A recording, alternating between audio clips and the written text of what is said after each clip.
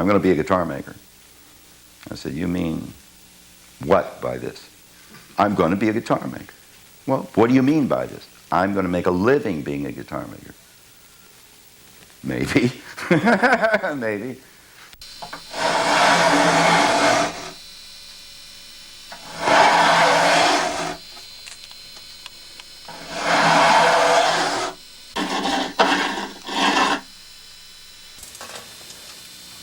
Okay, here's a piece of redwood, chunk of redwood tree.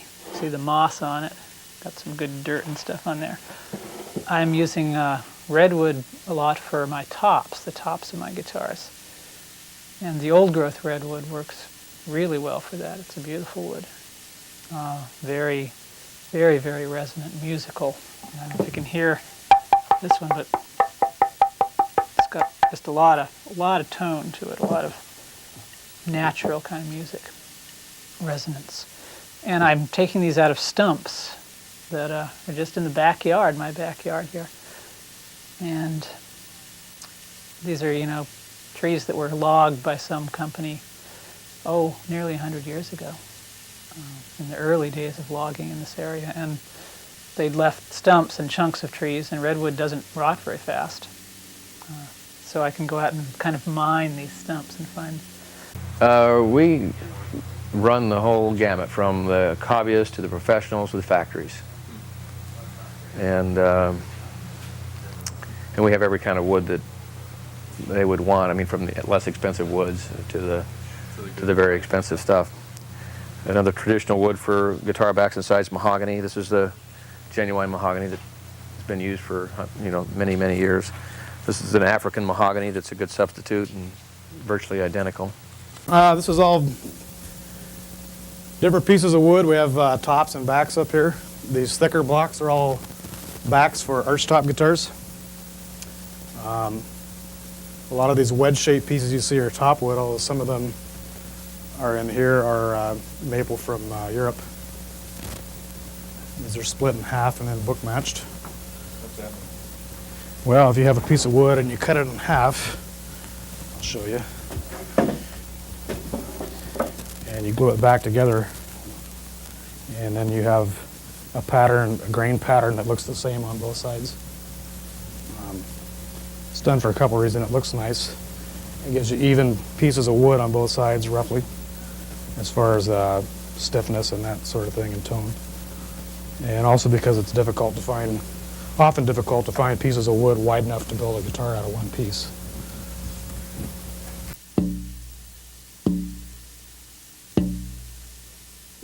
Yeah, you get tone, and I'm hearing the kind of lowest fundamental tone of the wood now.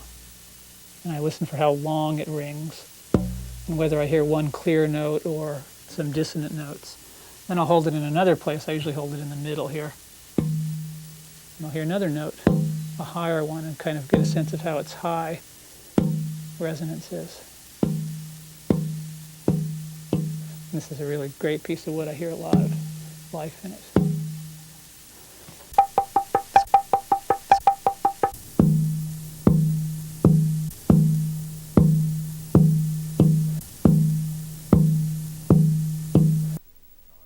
Anyone who commits to being an artisan is a tough guy or a tough gal. So these are courageous people. It takes a certain courage. And what's being reborn is the enthusiasm, the interest. But there's an irony. There's an irony here. Although we have a proliferation of makers, right now at this moment, knowledge is being lost. I think more and more people are doing it. The whole art of building instruments is going through a renaissance, both from a standpoint of small individual builders like myself as well as the factories. There was a time in the United States when the only guitars that were around really for the most part were factory made, and then there was a time when those factories kind of got more into a corporate state of mind and basically started cutting corners to save money and increase their profits. And we saw in the 70s, and mainly in the 70s and leading up to and out of the 70s, where American-made guitars, the quality and craftsmanship kind of declined. When 18 years ago, when I started this class, guitar making was in a major slump. You could not give away a handmade guitar. I don't know if the market had been flooded. I don't know if it had to do with the economy, but guitar sales were way down. Particularly handmade guitars were pretty much non-existent.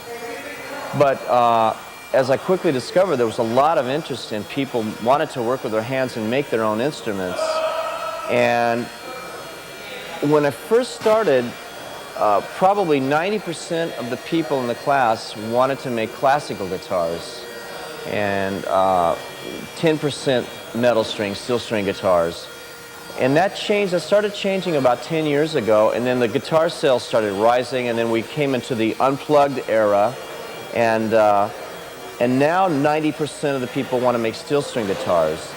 My philosophy is a little bit different, which is I believe that each piece of wood and each instrument is really an individual, and I work with that piece of wood and with the customer, you know, to try and make the best thing we can in that instance. And I've found generally that I have pretty good luck in coming up with a sound that the customer really, you know, is what they're looking for. No, we sold direct. So it was the musicians we knew, their students, their friends, people who heard about us. Some of my favorite customers were the draftsmen who worked for Kaiser, you know, and the forklift salesman. I think those were the most appreciative times. Those are the people who came back and said, Eugene, I can't tell you what this means to me. This is the only beautiful handmade thing in my life. We're high-end guitars. If you walked into you know, your neighborhood music store, you'd say we're horribly expensive. They go from $3,200 to $5,000. Here in this setting, we're at the low end. And it depends a little with what model. Our classicals are run around $3,500. That's fairly cheap for a handmade classical. The steel strings, some of the makers don't seem to pay themselves, and you can actually get very nice steel strings for a bit less than this one's $3,700.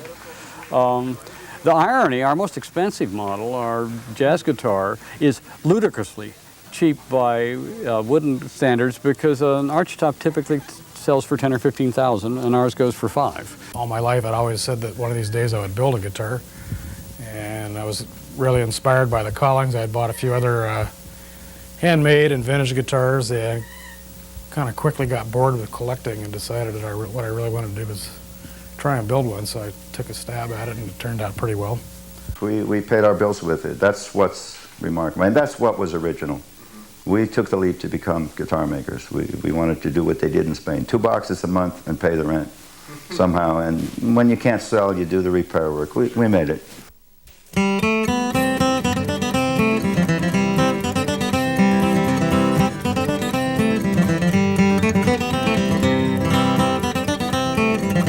I love this. I'll pass this on to anyone. Warren White taught me how to use the handsaw because I couldn't rip the sides with the handsaw. He said, it's easy. This is the trick. He said, stay on the line and cut straight. It's easy. Yeah, and it's true.